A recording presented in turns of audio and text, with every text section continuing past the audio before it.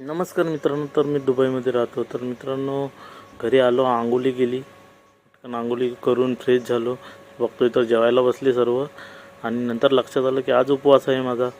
तर मी पटकन निघालो, बाहेर आलो बाजूला पाममध्ये आलो आणि बघतोय तर इकडे टी शर्टी लागलेल्या चांगल्या चांगल्या बघितले, नाही पसंत आली म्हणून स्वतःचीच व्हिडिओ काढत बसलो. व्हिडिओ काढतानंतर लक्षात आलं की उपवास आहे, त्याच्यामुळे दूध घ्यायला लागेल आपल्याला.